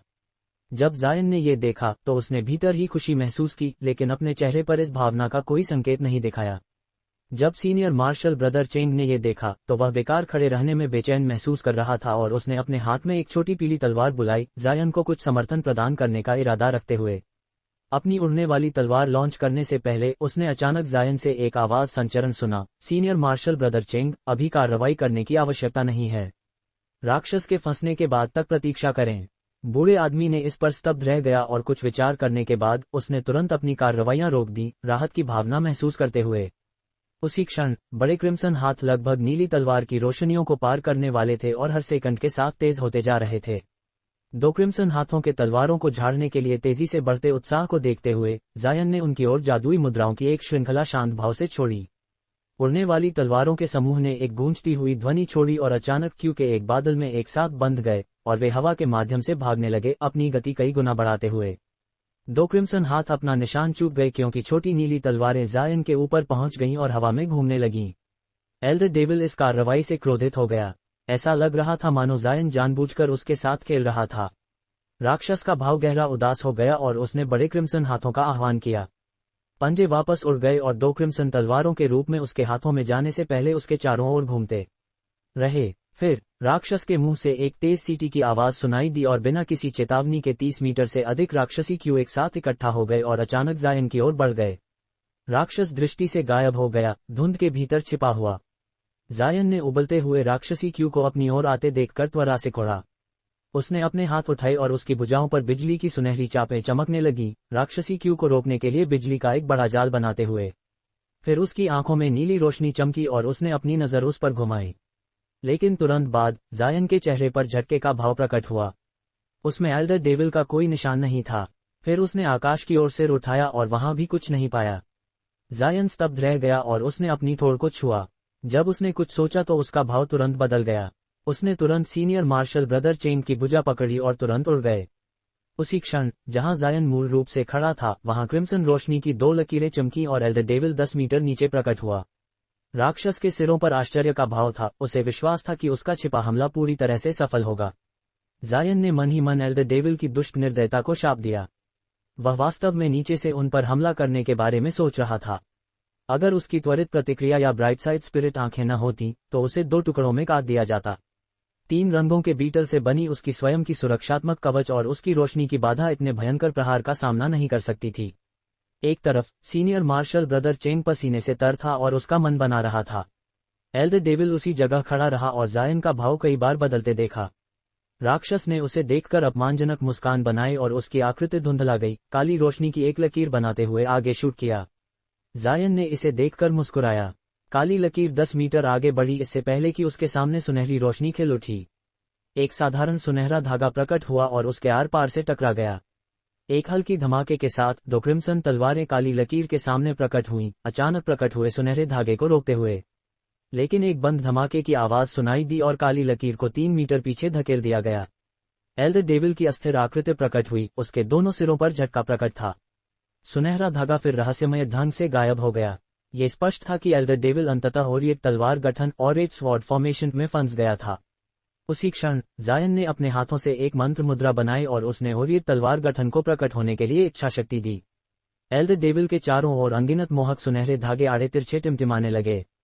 वे पूरी तरह से शांत थे क्योंकि वे धीरे धीरे केंद्र की ओर बढ़ रहे थे। एल्डर डेविल का भाव कठोर हो गया, उसे एहसास हुआ कि वह जायन के जाल में फंस गया था, किसी अज्ञात प्रतिबंध में प्रवेश कर गया था। क्रोध और अलम में उसने अपनी तलवारें लहराया, जायन की स्थिति की ओर कई आर पार तलवार की लकीरें छोड़ते हुए। उनके रास्ते में कई दर्जन सुनहरे धागे आड़े तिरछे टिमटिमाए, क्रिम्सन लकीरों को अनगिनत खंडों में काटते हुए और उन्हें रोशनी के धब्बों में बिखेरते हुए। एल्डर डेविल स्तब्ध रह गया और एक गंभीर भाव पहना। उसने ठंडी सिनकनी भरी और क्रिम्सन तलवारों को एक साथ लाया। फिर एक चकाचौंध भरी रोशनी के साथ उन्होंने एक विशाल ब्लेड में संघनित कर दिया। उसने इसे अपनी चारों भुजाओं से पकड़ा और अपार दबाव का उत्सर्जन करते हुए एक असाधारण रूप से धीमी गति से हवा के माध्यम से काटना शुरू किया। चमकते हुए विशाल ब्लेड ने 3 मीटर लंबा अर्धचंद्र छोड़ा जो एक घुटन भरा दबाव उत्सर्जित कर रहा था। यह विशाल रोशनी का ब्लेड 30 मीटर दूर तक चमका, इससे पहले कि यह सुनहरे धागों के एक घने जाल से टकराया। रोशनी की लकीर सुनहरे धागों से 1 मीटर आगे बढ़ने में कामयाब हुई, इससे पहले कि वह पूरी तरह से टूटकर बिखर गई। एल्डर डेविल गहराई से चौंक गया। सुनहरे धागे हर तरफ प्रकट हो रहे थे और धीरे धीरे उसके करीब आ रहे थे। जायन पहले केवल एक बार ओरिएट तलवार गठन का उपयोग करने के बावजूद अब इसका उपयोग करने में कहीं अधिक कुशल था। सीनियर मार्शल ब्रदर चेंग इसे देखकर खुश हो गया। उसे पता नहीं था कि जायन के पास इतनी अथाह क्षमताएं थीं। गठन के केंद्र में एल्डर डेविल ने गठन से बचने के लिए विभिन्न गति तकनीकों का उपयोग करना शुरू कर दिया, काली क्यू की लकीरों में बदलने से लेकर पतली काली रेखाओं में। हालांकि इन सभी प्रयासों के बिना किसी अपवाद के सुनहरे धागों को पार करने में असमर्थ थे। उसने यहां तक कि विशाल ब्लेड को 4 लंबी और पतली तलवारों में विभाजित कर दिया, उन्हें एक साथ लहराकर अपनी रक्षा के लिए क्रिम्सन रोशनी की एक गेंद बनाए और आगे बढ़ गया। परिणामस्वरूप वह लगभग 13 सुनहरे धागों द्वारा टुकड़ों में काट दिया गया। क्रिम्सन रोशनी की पूर्ण शक्ति पर भी ये केवल सुनहरे धागों को अस्थायी रूप से रोकने में सक्षम था।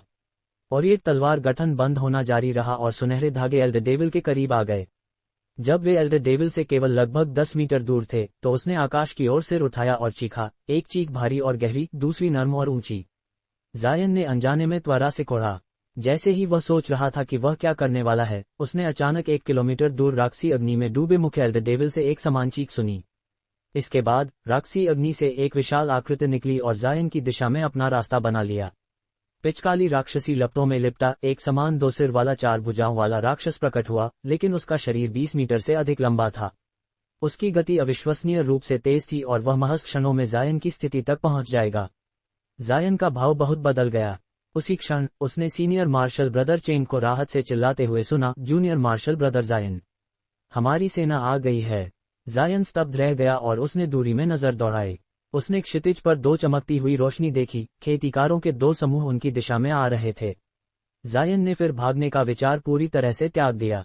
एक एल्डर डेविल उसके तलवार गठन में फंसा हुआ था और दूसरा जल्दी ही उसकी मदद के लिए आ रहा था। उसने तुरंत फैसला किया और उस बैंगनी लौके पक्षी की ओर इशारा किया जो लगातार उसके सिर के ऊपर घूम रहा था।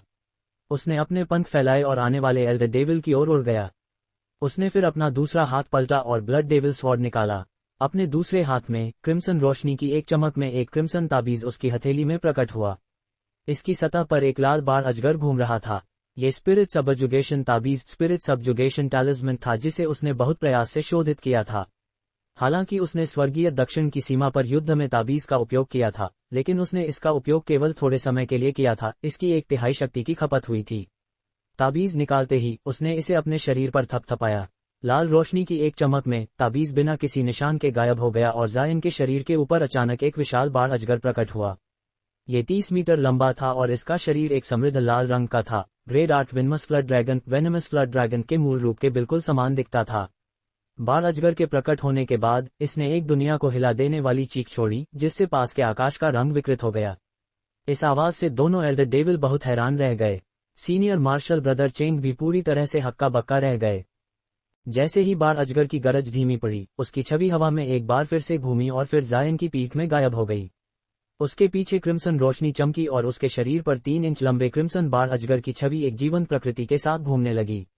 जायन के शरीर से क्रिम्सन रोशनी की धड़कन होने लगी और उसके पूरे शरीर पर अंगूठे के आकार की चमकदार क्रिम्सन त्वचा स्केल्स प्रकट हो गई। अपने सिर के ऊपर से तेज दर्द के बाद एक छोटा लाल सीन प्रकट हुआ और उसके हाथ अविश्वसनीय रूप से कठोर हो गए और उसकी उंगलियां नुकीली और तेज हो गईं। पहली नजर में जायन का यह नया रूप तलवार गठन में फंसे एल्ड डेविल के समान लग रहा था। हालांकि जायन का चेहरा मानव बना रहा और त्वचा केवल उसके शरीर के बाकी हिस्सों पर मौजूद थी। जहां तक एल्ड डेविल के सिर का सवाल था, उसके दोनों सिर दुष्ट दिखते थे और उन पर बैंगनी त्वचा थी। स्पिरिट सबजुगेशन ताबीज का उपयोग करने से जायन की सच्ची ऊर्जा बाढ़ अजगर की आत्मा की शक्ति के साथ बढ़ गई थी और उसने अपनी खेती को प्रारंभिक और मध्य नेसेंट सोल चरणों की सीमा तक पहुंचा दिया। अपने शरीर से नीली और लाल रोशनी के साथ चमकते हुए उसने ब्लड डेविल स्वॉर्ड को अपने दोनों हाथों से पकड़ा और उसमें अपनी सारी जादुई शक्ति डाल दी। तलवार तीव्रता से कांपने लगी और हिंसक रूप से क्रिम्सन रोशनी के साथ धड़कने लगी, इससे पहले कि वह 3 मीटर की लंबाई तक फैल गई, हवा को खून की दुर्गंध से भरते हुए। जायन के लाल सीन के रूप में ये बाढ़ अजगर की आत्मा की शक्ति का उपयोग अपनी पूरी हद तक करने के परिणामस्वरूप एक शानदार क्रिम्सन चमक के साथ चमकी। छोटे एल्ड डेविल को तलवार गठन के अंदर फंसे हुए देखकर जायन ने खुद को मुख्य एल्ड डेविल को अपने साथी को बचाने और एक और भी बड़े शत्रु को लाने के लिए एक में विलय करने से रोकने के लिए संकल्पित किया। लेकिन मुख्य राक्षस की गति के साथ वह तलवार गठन के छोटे राक्षस को बंद करने और उसे समाप्त करने से पहले पहुंच जाएगा। जायन का एकमात्र विकल्प व्यक्तिगत रूप से छोटे राक्षस को मारना था। एक बार यह हो जाने के बाद वह भाग जाएगा, क्योंकि वह मुख्य एल्ड डेविल की शक्ति का सामना करने में असमर्थ था। ब्लड डेविल स्वॉर्ड का उपयोग करने से गंभीर परिणाम होंगे, जिसमें उसकी सच्ची ऊर्जा को बहुत नुकसान होगा। जायन ने पहले ही फैसला कर लिया था कि वह इस लड़ाई में ज्यादा देर तक शामिल नहीं रहेगा। छोटे राक्षस को मार दिए जाने के बाद वह तुरंत भाग जाएगा और अन्य खेतीकारों को मजबूत राक्षस से निपटने देगा, अन्यथा उसे अपनी खेती को स्थायी नुकसान का अनुभव हो सकता था। ये देखते हुए कि वह राक्षसों में से एक को अपने आप मार देगा, अन्य खेतीकारों को निश्चित रूप से कोई शिकायत नहीं होगी। लेकिन उसी क्षण ब्लड डेविल स्वॉर्ड अतृप्त दिख रहा था। एक पल में इसने जायन की खेती द्वारा पेश की जा सकने वाली चीजों का बहुमत पहले ही खा लिया था। तलवार की क्रिम्सन रोशनी लगातार धड़क रही थी और अब ये 20 मीटर से अधिक की लंबाई तक फैल गई थी और एक और भी शक्तिशाली आभा को संघनित किया, जिससे जायन झटके में आ गया। जब छोटे एल्ड डेविल ने ये देखा तो वह तलवार से निकलने वाली रोशनी को कठोरता से घूरता रहा और उसके चेहरे पर भय का एक निशान प्रकट हुआ। वह अपना आत्मविश्वास बनाए नहीं रख सका और उसके भूत सिर ने कठोरता से चिल्लाया, क्या तुम अपनी मौत ढूंढ रहे हो? हमारे पवित्र क्षेत्र के पवित्र उपकरण को बिना किसी विचार के उपयोग करने वाले एक मानव खेतीकार के लिए क्या तुम एक राक्षस बनने के बारे में सोच रहे हो? जायन ने ठंडा हंसकर उसे नजरअंदाज करते हुए तलवार में आध्यात्मिक शक्ति डालना जारी रखा। राक्षस इससे क्रोधित हो गया। जानते हुए कि जायन उसकी जान लेने का इरादा रखता है, उसका भाव उदास हो गया और उसका शरीर क्रिम्सन रोशनी के साथ चमकने लगा। अपने एक हाथ को ब्लेड के रूप में उपयोग करते हुए उसने अपनी एक भुजा काट दी। घाव दर्पण की तरह चिकना था और उसमें से एक बूंद भी खून नहीं रिसा। जैसे ही भुजा काटी गई उसने इसे दूसरे हाथ से पकड़ लिया और उस पर खून के सार के कई मुंह थूके और एक प्राचीन मंत्र बुदबुदाया। कटी हुई भुजा तुरंत क्रिम्सन रोशनी के साथ चमकी और विकृति की एक श्रृंखला से गुजरने के बाद एक तलवार बन गई जो ब्लड डेविल स्वॉर्ड जैसी दिखती थी। तलवार चिकनी हड्डी से बनी थी और पिच काली राक्षसी क्यू से ढकी हुई थी। एक ही लहर के साथ राक्षसी क्यू के धागे उसके चारों ओर उठ गए। एल्ड डेविल ने फिर तलवार को अपने सामने लाया और अपने शरीर की पूरी राक्षसी क्यू को तलवार में डालना शुरू कर दिया, जिससे ये काली रोशनी के साथ उफनने लगी। जायन इसे देखकर कुछ हद तक हैरान रह गया, लेकिन जल्द ही उसका दिल जल उठा। हालांकि उसे इस विकट रूप से बनी तलवार की शक्ति के बारे में नहीं पता था, लेकिन इसकी अजीब निर्माण विधि को देखते हुए वह इसे किसी भी हालत में कम आंकने का जोखिम नहीं ले सकता था। उसे राक्षस के हड्डी की तलवार का पूरा लाभ उठाने से पहले ही प्रहार करना था। इस निष्कर्ष पर पहुंचते हुए जायन ने ब्लड डेविल स्वॉर्ड में जादुई शक्ति डालना बंद कर दिया। फिर कांपते हुए हत्थे को पकड़े हुए उसने तलवार गठन के भीतर एल्ड डेविल की ओर भयंकर झपट्टा मारा। एक क्रिम्सन 30 मीटर लंबी तलवार की रोशनी ओरिएट तलवार गठन की ओर नीचे की ओर काटती हुई गई। तलवार की रोशनी आने से पहले ही एल्ड डेविल तलवार की रोशनी द्वारा छोड़ी गई खून की गंध में डूब गया। तलवार गठन के आसपास की हवा कांपने लगी और अंतरिक्ष भी विकृत होने लगा, जैसे एक अवर्णनीय कंपन ने उनके आसपास के वातावरण को हिला दिया। एल्ड डेविल झटके से भर गया, क्योंकि यह स्पष्ट रूप से तलवार की पूरी शक्ति का प्रदर्शन था। अगर उसे सही याद आ रहा था तो पवित्र क्षेत्र के उपकरणों का उपयोग मनुष्यों द्वारा केवल आधी शक्ति पर किया जा सकता था। क्या ये शक्ति में वृद्धि का उसके परिवर्तित रूप से कोई लेना देना है? हालांकि राक्षस ने प्राचीन खेतीकारों के साथ कई लड़ाइयां लड़ी थी, उसने स्पिरिट सबजुगेशन ताबीज जैसी किसी अकल्पनीय चीज का अनुभव कभी नहीं किया था। लेकिन अब जब उसकी जान खतरे में थी, राक्षस के पास कोई विकल्प नहीं था कि वह आने वाली झपट्टा का सामना करने के लिए आंशिक रूप से चार्ज की गई हड्डी की तलवार को ऊपर उठाए, दोनों सिर जोर से चिल्लाते हुए। एक काली किरण जो उतरती हुई क्रिम्सन रोशनी के आकार का आधा थी, आने वाली क्रिम्सन रोशनी की लकीर से मिलने के लिए हड्डी की तलवार से निकली। क्रिम्सन और काली रोशनी एक दूसरे में उलझ गई, जबकि संपर्क के बिंदु से क्यू की लहरें फैली और एक धमाके ने पास की हवा को हिला दिया। सीनियर मार्शल ब्रदर चेंग को अपने को स्थिर करने में दर्जन भर कदम पीछे उड़ा दिया गया। जहां तक जायन का सवाल था, उसने अपनी बढ़ी हुई खेती का समर्थन लिया और आधा कदम पीछे धुंधलाकर स्थिर हो गया। एल्डर डेविल, हालांकि, लहर से अप्रभावित था। उसने बस ऊपर से तलवार की रोशनी के टकराव को घबराई हुई अभिव्यक्ति के साथ देखा। एक दृश्य हुआ जिसने जायन और डेविल सोल दोनों को चौंका दिया। लहर के उन पार आने के बाद तलवार की रोशनियों के ओवरलैप के स्थान पर एक मुट्ठी भर जेट काली गेंद अजीब तरीके से प्रकट हुई। गेंद ने जल्दी से आकार बदला और एक पल में ये 15 मीटर लंबी और 1 मीटर चौड़ी हो गई, तलवार गठन के ऊपर फैलते हुए। जायन को समझ में आने से पहले कि क्या हो रहा है, पिचकाली वस्तु से इंद्रधनुषी रोशनी का एक विशाल क्षेत्र प्रकट हुआ। इंद्रधनुषी रोशनी की बिजली की तरह तेज उपस्थिति और इसकी निकटता के कारण छोटा एल्डर डेविल और जायन दोनों ही इंद्रधनुषी रोशनी से ढक गए। इसके बाद एक विशाल आकर्षण बल, अट्रैक्टिव फोर्स, ने उन्हें काली वस्तु की ओर खींच लिया। सीनियर मार्शल ब्रदर चेंग सौभाग्य से इससे बच गए, जो प्रारंभिक बल से कई कदम पीछे चले गए थे। बुरा है, यह एक आकाशीय विदार्थ स्पेशल टेट है। जायन ने महसूस किया कि क्या हुआ था और उसके मन में आतंक छा गया, क्योंकि उसने इंद्रधनुषी रोशनी से मुक्त होने की कोशिश की। लेकिन जब जायन ने अपनी जादुई शक्ति का उपयोग करने की कोशिश की, तो उसका चेहरा पीला पड़ गया। उसके शरीर की सारी जादुई शक्ति पूरी तरह से गायब हो गई थी। जायन इस खोज से ठंडे पसीने में निकल आया। जल्द ही आकाशीय विदार द्वारा निगल जाने की स्थिति में उसने आतंक में ओरिएट तलवार गठन बनाने वाली बांस क्लाउड स्वार्म स्वॉर्ड्स का आह्वान किया। छोटे एल्डर डेविल ने भी खुद को आकाशीय विदार का विरोध करने की कोई शक्ति नहीं पाया और उसके दोनों चेहरों पर आतंक प्रकट हुआ। जैसे ही इंद्रधनुषी रोशनी ने जायन और एल्डर डेविल को आकाशीय विदार में खींचा, वे सबसे थोड़ा भी विरोध करने में असमर्थ थे। फिर गठन से एक स्पष्ट ध्वनि सुनाई दी और सुनहरी तलवार की रोशनी की 100 से अधिक लकीरें मीटर लंबी सुनहरी लाल लकीरों के रूप में आकाशीय विदार की ओर चली गईं। उसी क्षण पास से एक हिंसक और तेज विस्फोट फूट पड़ा, जब राक्षसी लौ की एक गेंद टिमटिमाए और आकाशीय विदार के निकटता में टेलीपोर्ट हो गई। राक्षसी लौ उफन पड़ी और तुरंत बुझ गई, एक दिव्य राक्षस की याद दिलाते हुए एक विशाल आकृति प्रकट हुई। जब नव आगंतुक एल्डर डेविल ने देखा कि उसका साथी आकाशीय विदार में खींचा जा रहा है, तो वह क्रोध और अलर्म दोनों महसूस कर रहा था। जैसा कि वह पास में तैर रहा था, आकाशीय विदार की सीमा में प्रवेश करने की हिम्मत नहीं करते हुए उसने बांस क्लाउड स्वार्म स्वॉर्ड्स की आखिरी झलक देखी, जो जायन की ओर उड़ रहे थे, और तुरंत उनकी दिशा में हवा में पकड़ा। राक्षसी एक विशाल हाथ उड़ने वाली तलवारों के ऊपर प्रकट हुआ और उन्हें पकड़ने के लिए निकला। तलवारों ने एक स्पष्ट ध्वनि छोड़ी और तुरंत अपना रास्ता बदल दिया, हाथ से बचते हुए, और सीधे आकाशीय विदार की ओर शूट हो गए। हालांकि दो तलवारें बहुत धीमी थीं और राक्षसी हाथ द्वारा पकड़ ली गईं, उन्हें अचल कर दिया गया।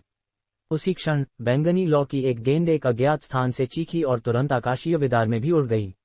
विशाल एल्डर डेविल स्तब्ध रह गया और कुछ और करने की सोच रहा था कि आकाशीय विदार ने कई बार धुंधलाया और जल्दी से आकार में सिकुड़ गया और बिना किसी निशान के गायब हो गया। आसपास केवल सीनियर मार्शल ब्रदर चेंग और विशाल एल्डर डेविल ही बचे थे। एल्डर डेविल ने उस दिशा की ओर देखा जहां से आकाशीय विदार गायब हो गया था और उसका भाव बदल गया। फिर उसने सीनियर मार्शल ब्रदर चेंग की ओर देखा और उसके चेहरे पर शत्रुतापूर्ण भाव के साथ एक खूंखार भाव प्रकट हुआ। Senior martial brother Cheng alert हो गए और उन्होंने जल्दी से अपनी पीली उड़ने वाली तलवार का उपयोग अपनी रक्षा के लिए किया, क्योंकि वे धीरे धीरे पीछे हटे, अपने दिल में श्राप देते हुए। उसने उसी क्षण अनजाने में अपने आसपास देखा और उसने जो खोजा वह खुशी का कारण बना। हरे वस्त्र पहने खेतीकारों के एक समूह के बीच से किसी ने 300 मीटर दूर से कहा, क्या ये साथी दाव चेंग नहीं है? आप यहाँ क्या कर रहे हैं? और यह राक्षसी राक्षस क्या है? एक हरे वस्त्र वाले बूढ़े आदमी ने 2 सिर वाले 6 भुजाओं वाले विशाल एल्डर डेविल को झटके के साथ देखा। ये बूढ़ा आदमी कंट्रोलिंग स्पिरिट सेक्ट का ग्रैंड एल्डर डोंगमिंतु था और उसके पीछे वाले 3 एलिमेंटल स्पिरिट नेसेंस से बने नेसेंट सोल खेतीकार थे। ये सही है, मैं भी कुछ जवाब चाहता हूँ। इसके तुरंत बाद एक उदास आवाज सुनाई दी और दर्जन भर काले वस्त्र पहने खेतीकार प्रकट हुए, घोस्ट स्पिरिट सेक्ट के शिष्य। बोलने वाला घोस्ट स्पिरिट सेक्ट का एल्डर जोंग था। इन 2 समूहों के खेतीकारों ने देखा कि आकाशीय विदार गायब हो गया है और उन सभी के चेहरे पर झटके का भाव प्रकट हुआ। सीनियर मार्शल ब्रदर चेंग ने कड़वा मुस्कान बनाया और केवल इतना कहने की ताकत जुटा पाए, इसे समझाना बहुत मुश्किल है। चलो पहले इस राक्षस से निपट लें। अत्यंत सावधान रहें, ये राक्षस अत्यंत शक्तिशाली है। थोड़ी सी भी लापरवाही मौत का कारण बनेगी। डोंगमिन-तू और एल्डर जोंग ने पहेली भरे भाव के साथ एक दूसरे की ओर देखा। उनका पीछा करने वाले खेतीकारों ने फिर दूरी से 10 मीटर लंबे राक्षस को घेर लिया। एल्डर डेविल के दो भूत सिरों ने धीरे धीरे अपना चेहरा मोड़ा और उन मानव खेतीकारों का निरीक्षण किया जिन्होंने उसे घेर रखा था। एक चेहरे ने उपहास किया और घनी हत्या की इच्छा का उत्सर्जन किया। जहां तक दूसरे चेहरे का सवाल था, इसने उपहास के एक निशान के साथ एक रहस्यमय मुस्कान पहनी। बिना कुछ बोले उसने अपने हाथों को आकाश की ओर उठाया और अपने हाथों में रोशनी के 4 विशाल काले ब्लेड बुलाए। एक हल्के कंपन के साथ विशाल ब्लेडों ने बहरे करने वाली चीखें छोड़ीं। जब सीनियर मार्शल ब्रदर चेंग ने यह परिचित दृश्य देखा तो उनका भाव खराब हो गया। जैसे ही आकाशीय विदार ने उसे निगल लिया, जायन चमकदार इंद्रधनुषी रोशनी से अंधा हो गया और उसे अपनी आंखें बंद करने के लिए मजबूर होना पड़ा। इसके अतिरिक्त उसके शरीर में जादुई शक्ति की अचानक हानि से उसका सिर चकरा गया और उसे बहुत बीमार महसूस हुआ। अगर उसका बाढ़ अजगर परिवर्तन न होता तो वह मानता था कि वह पहले ही बेहोश हो चुका होता। जायन को अचानक अपने शरीर में आध्यात्मिक शक्ति का फिर से हिलना महसूस हुआ और उसकी जादुई शक्ति अचानक बहाल हो गई। खुशी के साथ उसके शरीर से आध्यात्मिक रोशनी चमकी और उसने नियंत्रण हासिल करते हुए खुद को स्थिर कर लिया। उसी समय पास की इंद्रधनुषी रोशनी तेजी से कई बार टिमटिमाई और फिर गायब होकर उसके आसपास का वातावरण प्रकट कर दिया। जायन ने अपनी नजर चारों ओर घुमाई और उसका शरीर तुरंत धुंधला गया, 30 मीटर से अधिक दूर उड़ गया। उसने अपने ठीक बगल में एल्डर डेविल को देखा, जिससे वह डर के मारे दूर भाग गया। उसी क्षण जायन को बिना किसी जांच के वर्तमान स्थिति का पता था। जिस आकाशीय आयाम में वे स्थित थे वह केवल लगभग 100 मीटर चौड़ा था और इसके भीतर की हर चीज स्पष्ट दिख रही थी। जायन को बहुत निराशा हुई, उसके और एल्डर डेविल के अलावा वहां कोई और मौजूद नहीं था। जैसे ही वह हिला, उसने अचानक खोजा कि हवा में आध्यात्मिक क्यू अविश्वसनीय रूप से घना था। उनके चारों ओर कुछ आध्यात्मिक जड़ी बूटियां और दवाइयां भी उभ रही थी, साथ ही एक अधूरे गलियारे वाला एक पत्थर का मंडप भी था। आकाशीय आयाम की दीवारें अभेद्य धूसर कोहरे की थीं। वह स्थान जहां वह अभी था, एक परित्यक्त औषधि उपवन मेडिसिन गार्डन जैसा दिख रहा था। जायन स्तब्ध रह गया, लेकिन वर्तमान स्थिति में वह एक महान शत्रु का सामना कर रहा था और उसकी जान खतरे में थी। ये कहने की आवश्यकता नहीं थी कि अब अपने आसपास की जांच करने का समय नहीं था। उसके शरीर में नीली रोशनी बहते हुए जायन ने एल्डर डेविल को ठंडी नजरों से देखा। उसने अपने हाथों को मुट्ठी में भींचा और उसके शरीर में सुनहरी बिजली चमकने लगी। उसी समय उसके ऊपर बैंगनी लौ की एक गेंद प्रकट हुई और उसके सिर के चारों ओर घूमने लगी। बैंगनी शीर्ष लपटों पर्पल एपेक्स फ्लेम्स की गेंद ने जायन के निगले जाने के बाद जल्दी से आकाशीय विदार में प्रवेश किया, जिससे उसे राहत महसूस हुई। आने वाली लड़ाई में यह निश्चित रूप से अमूल्य साबित होगी। जहां तक एल्डर डेविल का सवाल था, अपने आसपास की जांच पूरी करते ही उसके चेहरों पर आश्चर्य का भाव प्रकट हुआ। फिर एक अजीब भाव के साथ वह हंसा और बोला, मुझे नहीं पता था कि स्पिरिट ईथर गार्डन का एक आकाशीय अवशेष होगा। विपत्ति के कगार पर मुझे महान भाग्य का सामना करना पड़ा। एल्डर डेविल ने जंगली ढंग से गर्जा और फिर रुक गया जब उसका सिर अजीब ढंग से जायन की ओर मुड़कर देखने लगा। जायन ने ठंडी सिनकनी भरी और उसकी आस्तीन कांप उठी। कई दर्जन सुनहरी उड़ने वाली तलवारें बाहर निकली जो उसके सामने तलवारों का एक धब्बा बना गईं। लेकिन उसे बहुत झटका लगा जब उसने पाया कि उसकी ऑरिक एसेंस से शोधित बांस क्लाउड स्वार्म स्वॉर्ड्स में से 2 गायब थीं। ये उड़ने वाली तलवारें उसकी आत्मा से बंधी हुई थीं, लेकिन इस क्षण वह उनकी उपस्थिति महसूस नहीं कर सका। ऐसा लग रहा था कि 2 तलवारें उसके साथ आकाशीय विदार में प्रवेश नहीं कर पाई थीं। वह मन ही मन कड़वा हंसा। अगर यह उसका कोई अन्य जादुई खजाना होता तो ठीक था, लेकिन उसकी बांस क्लाउड स्वार्म स्वॉर्ड्स एक सेट थी और उन 2 तलवारों के बिना वह और ये तलवार गठन को नियोजित करने में असमर्थ था, जिससे उनकी चरम लड़ाई की क्षमता बहुत कम हो गई। असहायता उसके दिल को भर दिया। उसने अपने सामने की तलवारों की ओर इशारा किया, स्पिरिट सबजुगेशन ताबीज और डिवाइन डेविलबेन लाइटनिंग की शक्ति से खुद की रक्षा के लिए सहारा लेते हुए। जब एल्डर डेविल ने जायन को तैयार होते देखा तो उसने अपने होंठ पीछे खींचे और अपमानजनक भाव के साथ अपनी जीभ हिलाई। फिर उसके शरीर से राक्षसी क्यू उफन पड़ा और एक पल में उसने आकाशीय आयाम के अधिकांश हिस्से को उबलती हुई राक्षसी क्यू और इन हवाओं से भर दिया। जायन ने गहरी आह भरी और शेष डिवाइन डेविलबेन लाइटनिंग को बुलाया। उसका शरीर सुनहरी रोशनी के साथ चमका, 100 से अधिक सुनहरी बिजली की चापें छोड़ते हुए जो संघनित होकर कई कटोरे जितने मोटे बाढ़ अजगरों का रूप ले लिया। बिजली के बाढ़ अजगर जायन के चारों ओर घूमते रहे और शक्ति के प्रदर्शन में आकाश की ओर गरजे। तुम्हारे पास अभी भी इतनी अधिक डिवाइन डेविलबेन लाइटनिंग है? एल्डर डेविल ने आश्चर्य से बड़बड़ाया, लेकिन जल्द ही उसने ठंडा हंसी हंसा और बिना कुछ कहे अपने हाथ उठाए।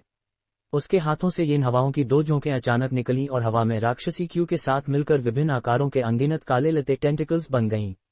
हालांकि जायन की डिवाइन डेविलबेन लाइटनिंग राक्षसी क्यू को रोकने में सक्षम थी, लेकिन यह इतनी भारी मात्रा पर काबू पाने में सक्षम नहीं होगी। जायन और एल्डर डेविल दोनों इसे समझते थे और जायन का भाव खराब हो गया। लेकिन जिस चीज ने उसे सबसे ज्यादा परेशान किया वह ये थी कि उसका खुद का ब्लडशेडो एवेजन आकाशीय आयाम के भीतर बेकार था, इसलिए उसके पास लड़ाई करने के अलावा कोई विकल्प नहीं था। एल्डर डेविल ने कठोरता से चिल्लाया और सभी लतें अचानक लिपट गईं और फिर दबाव के साथ जायन की ओर बढ़ गईं। जायन ने हिम्मत बांधी और उसके शरीर के चारों ओर कुंडलित बिजली के बाढ़ अजगरों ने लताओं के झुंड का सामना करते हुए गरजा। जहां तक बैंगनी लौ की गेंद का सवाल था, जायन ने इच्छाशक्ति से इसे अपने सामने एक दीवार बना दिया। जैसे ही लड़ाई छिड़ी, आकाशीय आयाम अचानक कांपने लगा और कर्कश ध्वनि करने लगा। आकाश से चमकदार सफेद रोशनी अचानक चमकी और जल्द ही चांदी में बदल गई। जायन और एल्डर डेविल दोनों झटके से अपना हमला रोककर चौंक गए। आकाश में बादल हिंसक रूप से उठने लगे, उबलती हुई चांदी की लपटों में बदल गए। फिर एक गर्जना के साथ चांदी की रोशनी की एक विशाल किरण लपटों से एल्डर डेविल की स्थिति पर शूट की गई। एल्डर डेविल को केंद्र में रखते हुए चांदी की रोशनी का एक विशाल स्तंभ फूट पड़ा, जिसने उसके स्पर्श करने वाली सभी राक्षसी क्यू को साफ कर दिया। जायन ने तब एल्डर डेविल के भय के भाव को देखा, इससे पहले कि वह चांदी की लपटों से जलकर राख में बदल गया। फिर प्रकाश का स्तंभ फट पड़ा और अनगिनत चांदी की अंगारे आकाशीय आयाम में बिखर गए, मौजूद सभी राक्षसी क्यू को मिटाते हुए। जहां एल्डर डेविल मूल रूप से खड़ा था, वहां केवल पूरी तरह से नष्ट हुए जादुई खजाने बचे थे। एल्डर डेविल के सभी निशानों के नष्ट होने के साथ चांदी की लपटें जल्दी से पीछे हट गईं और धूसर कोहरा वापस सामान्य हो गया। केवल जायन ही बचा था, जिसके चेहरे पर पूर्ण अविश्वास का भाव था। चांदी की लपटें, ये भयंकर प्रतिबंध नश्वर क्षेत्र की प्रतीत नहीं होता।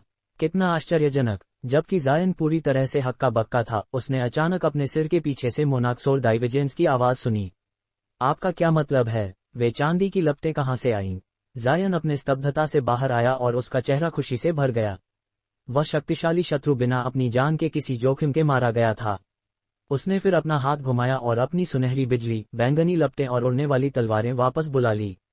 मोनाक्सोर डाइवेजेंस ने एक क्षण के लिए चुप रहकर आह भरी। एल्डर डेविल को आसानी से समाप्त करने की उसकी शक्ति को देखते हुए ये स्पष्ट था कि यह हमारे नश्वर क्षेत्र से नहीं आया था। वे चांदी की लपटें बुरी क्यू की तलाश करती थीं और केवल एल्डर डेविल को निशाना बनाती थीं, जिससे केवल स्पिरिट रियल्म के खेतीकार बचते थे। ऐसा लगता है कि प्राचीन खेतीकारों की एल्डर डेविल्स पर अंतिम जीत स्पिरिट रियल्म के खेतीकारों के हस्तक्षेप के कारण थी।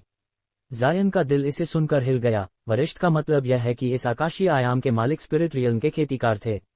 अपने स्वर को भावना से भरते हुए मोनाक्सोर डाइवेजेंस ने कहा, बिल्कुल सही। ये प्राचीन काल के प्रसिद्ध स्पिरिट ईथर गार्डन में से एक के खंडहर होने चाहिए। मैंने सुना है कि बहुत पहले अत्यंत शक्तिशाली खेतीकार कुछ खजानों के सहारे एक छोटा आकाशीय आयाम खोलने में सक्षम थे, ताकि वे नश्वर क्षेत्र से कहीं अधिक आध्यात्मिक क्यू का उपयोग करके आध्यात्मिक दवाइयां उगा सकें।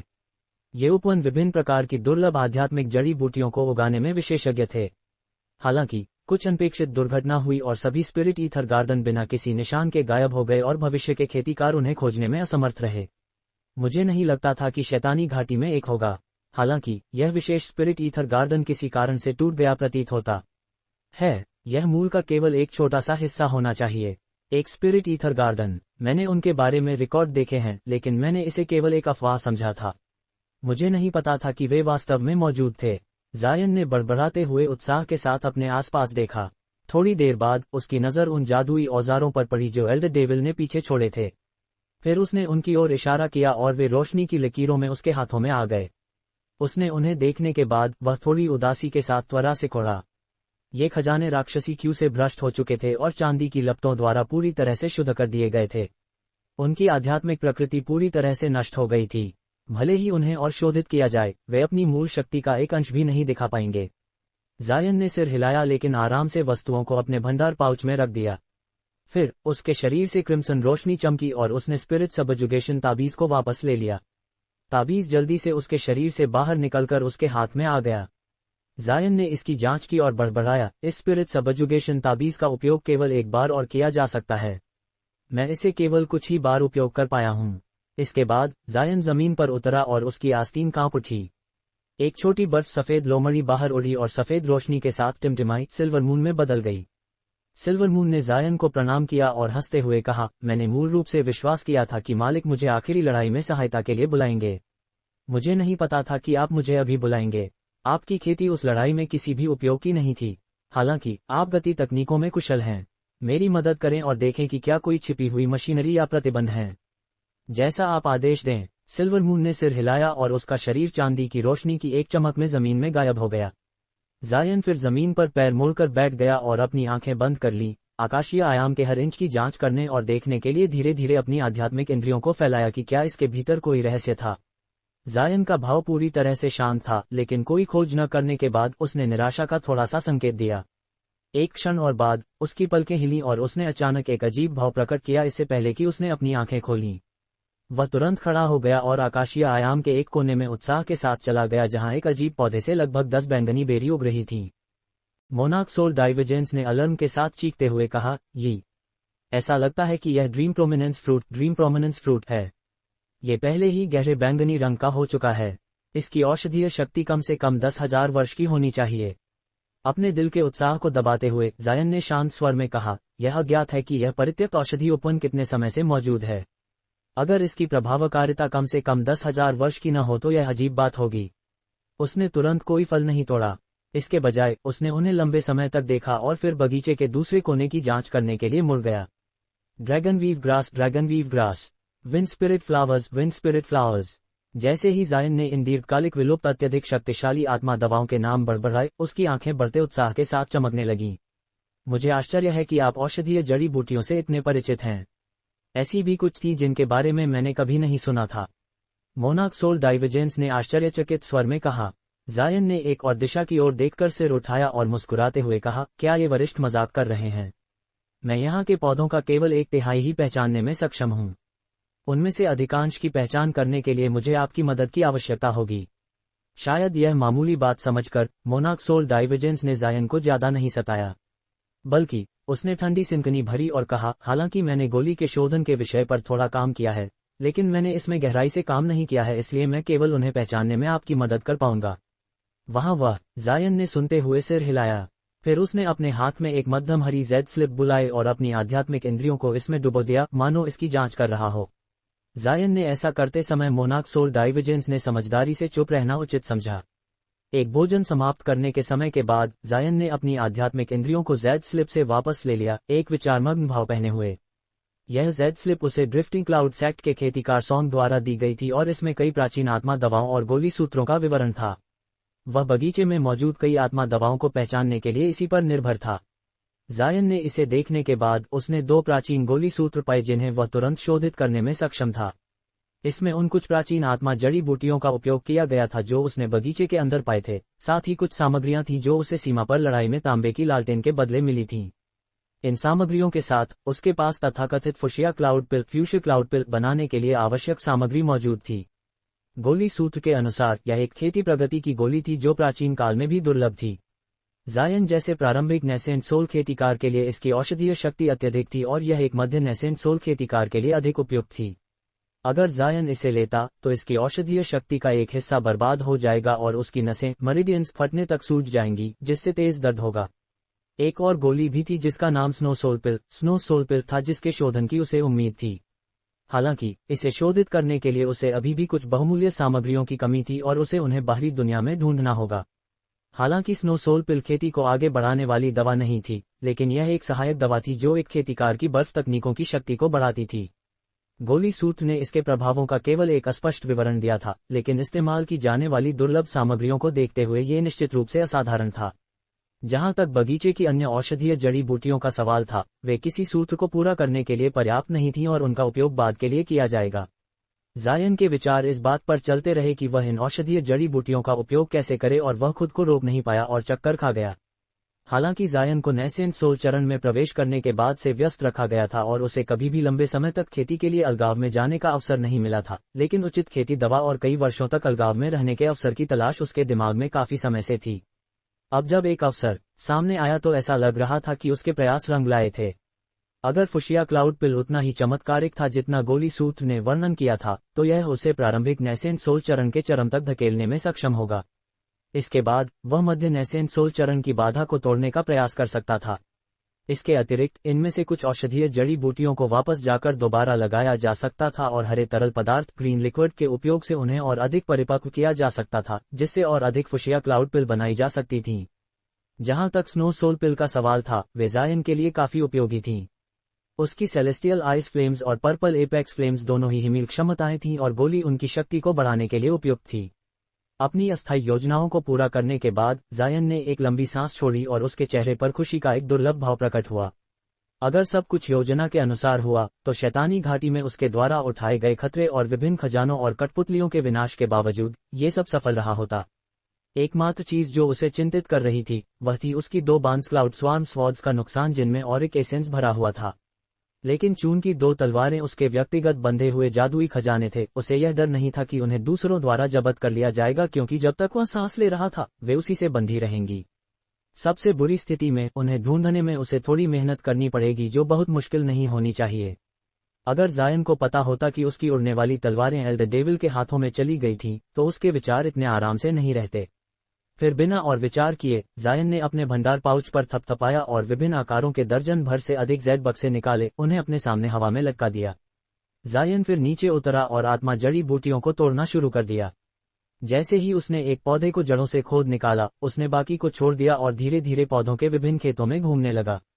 चाहे वे कोई भी आत्मा दवाएं हों, जायन ने प्रत्येक में से एक पौधा उखाड़ दिया ताकि वह उन्हें बाहर और बेहतर ढंग से पाल सके। लेकिन जायन ने प्रत्येक पौधे के लिए ऐसा एक बार करने के बाद उसका भाव डूब गया और वह बदसूरत हो गया। ऐसा लग रहा था कि बगीचे में 3 औषधीय जड़ी बूटियां थीं जिन्हें दोबारा नहीं लगाया जा सकता था। एक पौधा स्पिरिट किंडल फ्रूट जैसा था।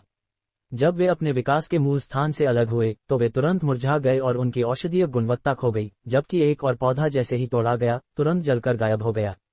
जहां तक आखिरी प्रकार का सवाल था, यह विशेष रूप से अजीब था। ये डर के कारण मुरझा गया और तरल में घुल गया। जायन को विशेष रूप से झुंझलाहट महसूस हुई। इस दुनिया में केवल कुछ आत्मा दवाएं थीं जिन्हें दोबारा नहीं लगाया जा सकता था, लेकिन इस बगीचे में इन तीनों पौधों की किस्में थीं। जिस चीज ने जायन को विशेष रूप से उदास किया वह ये थी कि इन पौधों में से एक फुशिया क्लाउड पिल का एक प्राथमिक घटक था। यह एक छोटा लाल जड़ी बूटी थी जो लौ की तरह लाल दिखती थी। उसके चारों ओर कई बार घूमने के बाद उसका भाव बर्फ की तरह ठंडा हो गया। लेकिन अचानक उसे कुछ याद आया और हिचकिचाने के बाद उसने अपने वस्त्रों से अपनी छोटी हरी बोतल निकाली। ये बोतल जायन के पास एक रहस्यमय तकनीक के साथ छिपी हुई थी। जब तक वह नहीं मरता इसे कोई और खोज नहीं सकता था। वह क्या है? मोनार्क सोल डाइवर्जेंस ने जिज्ञासा से पूछा। कुछ नहीं, केवल एक जादुई औजार, जायन ने आराम से जवाब दिया। फिर उसने अपने दोनों हाथों से बोतल को सावधानी से खोला। परिणामस्वरूप कुछ भी अजीब नहीं हुआ। थोड़ी देर और प्रतीक्षा करने के बाद जायन ने त्वरा से खोला, इससे पहले कि उसने इसे सावधानी से बंद करके वापस रख दिया। इस आयामी स्थान में न तो सूरज, न चांद और न ही तारे थे। यह कोई आश्चर्य की बात नहीं थी कि छोटी बोतल का यहाँ कोई प्रभाव नहीं पड़ा, लेकिन फिर भी उसे निराशा महसूस हुई। इन परिस्थितियों में जायन कितना भी समय यहाँ रहे, वह बहुत अधिक फुशिया क्लाउड पिल नहीं बना सकता था। वह केवल उतनी ही गोलियां बना पाएगा जितनी वर्तमान जड़ी बूटियां उसे अनुमति देंगी। जायन ने एक आह भरी और फिर आंखें पिचकाकर आकाश की ओर देखने के लिए ऊपर की ओर मुड़ा। दवाई की गोलियों के बावजूद उसे एक और तत्काल मामले को हल करने की आवश्यकता थी। उसे नश्वर क्षेत्र में वापस लौटने का एक तरीका खोजने की जरूरत थी। इस बार उसके पास संयुक्त हमला करने के लिए कोई अन्य व्यक्ति नहीं था और उसकी हाल की आध्यात्मिक इंद्रियों से जांच के अनुसार दीवारों में कोई अस्थिर क्षेत्र नहीं था। उसने ऊपर और नीचे देखने की कोशिश की, लेकिन किसी प्रकार का प्रतिबंध था जो उसकी आध्यात्मिक इंद्रियों को पीछे हटा रहा था। जहां तक सिल्वर मून का सवाल था, वह पहले ही अपनी धरती गति तकनीकों के साथ जमीन में चली गई थी ताकि करीब से देख सके। अब बाकी बस इतना था कि वह व्यक्तिगत रूप से ऊपर धूसर बादलों में क्या है ये देखने जाए। प्रतिबंध की शक्ति के हाल के प्रदर्शन को देखते हुए जायन इसे आराम से भड़काने और अपनी खुद की मौत को आमंत्रित करने को तैयार नहीं था। जैसे ही उसने विचार में सिर झुकाया, जमीन से चांदी की रोशनी चमकी। सिल्वर मून फिर से प्रकट हुई और जल्दी से जायन को प्रणाम किया।